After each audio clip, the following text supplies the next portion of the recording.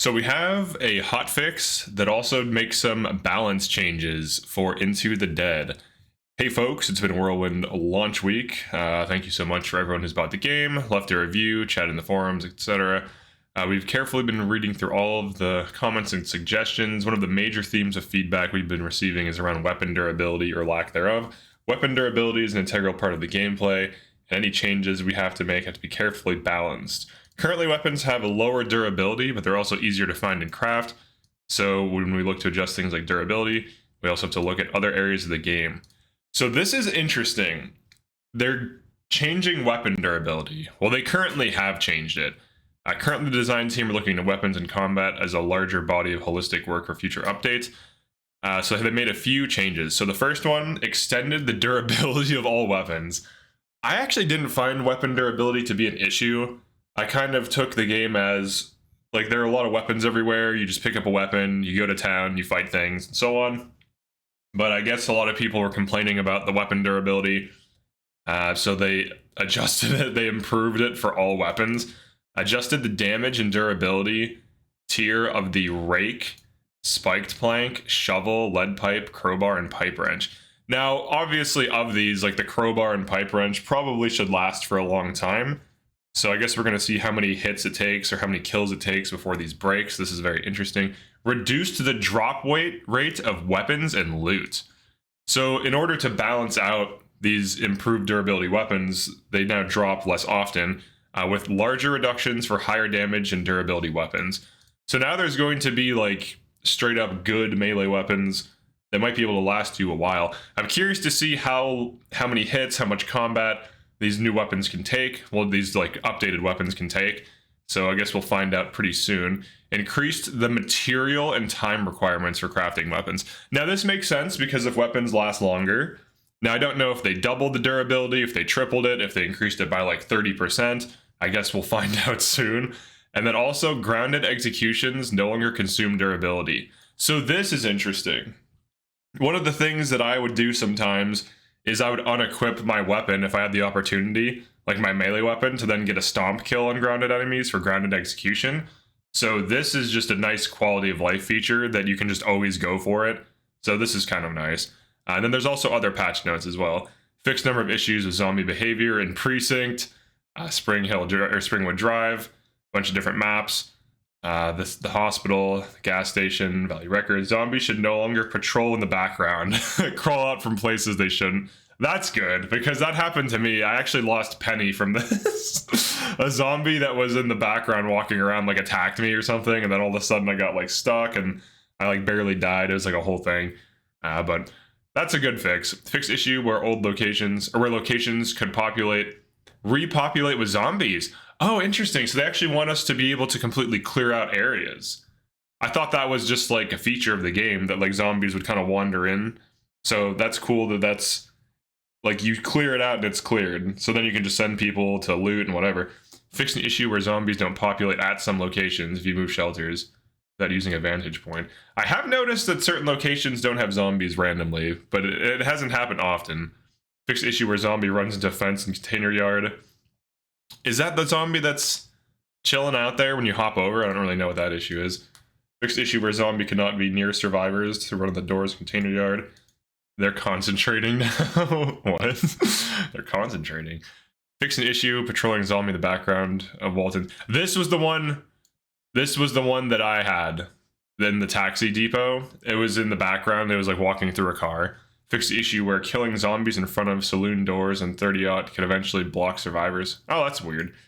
Fix an issue where survivors can get out of bed. Fix an issue where survivors could get stuck on the stairs and moving into the Fitzgerald house. So, no issues, nothing about guns, I guess. Oh, here we go. Here's some adjustments. Okay, so let's see what other issues. Let's just go through them. Maybe there's something huge here. Fix an issue if survivors visit a hospital. Before beating the objective, it could cause them to not be able to progress with the plan. Oh, that's what happened to me on one save file. I went to the hospital and there were no zombies there. I activated everything and I just walked up to the helicopter and I couldn't do anything or make progress. So that's interesting. Fix an issue where survivors could fall out of the world. That's a problem. Some issues with Hackett construction where survivors get stuck on ledge. Fixed an issue where zombies in Pogo Greenhaven didn't scale with difficulty. Really? Zombies scale with difficulty? There's difficulty? What does that mean? Scale with difficulty. Oh, like the threat level? Maybe that's what it is, like the amount of zombies. Fixed an issue with the hydraulic lift, which wasn't sticking to its previous settings, causing weird issues. Fixed issue with portable beds intersecting the wall. We honor physics in this house. Fixed an issue where human enemies are doing more damage than intended. They're strong, but not that strong. I'm pretty sure I got into a fight with a dude that was punching me, and he did end up like killing one of my units because he hit like way harder than I was expecting. He killed me like 3 punches from full health, and I was kind of surprised by that with no weapon. Fixed scissor damage, as it didn't always damage threats when it looked like it should. Really? So scissors were broken. Fixed an issue where survivors would climb down ledges even if the players are holding up. General fixes and improvements. Fixed issue with the readability of all threats clear message. Fixed issue that was slowing down shader loading. I wonder if they found the memory leak that someone reported in one of my streams. Potential fix for the whiteout issue we've been seeing in certain graphics card. I don't really know what that is. Okay, adjustments. Here we go. Adjusted the position of the Kinski Foundation gallery on the map, on the Ashby Hoarder's house on the map. This makes traversing the length of the map easier. Added vantage points to Auntie May's 30/6. Relocated the vantage points in wash and dry laundromats. Added resource pips. Is it pips in the location? Maybe pipes. Oh wait, no, it says they clearly put pips. Resource pips in the location description on the map. The pips won't disappear anymore when all the loot is taken. Instead, it'll just show empty pips. Oh, I see, like pips as in the little dots for how many resources are at a location. Reduced Leo's breathing sound effects. He is an athlete after all. That's funny. Adjusted the description of unidentified pills so it no longer references a bottle. Okay. Reduced the noise of stealth executions. They now make half the noise they did before. Oh shit, dude. So stealth is just better now. That's huge. The network bad ending now mutes other sounds. Now mute. I don't really know what that means. Consuming each of these items now plays a cool, unique sound. Alcohol, bandage, beer, can of dog food. Okay, that's cool. Reduce the additional damage received while survivor has bruised ribs. This is massive because what happens is when you have bruised ribs, you die.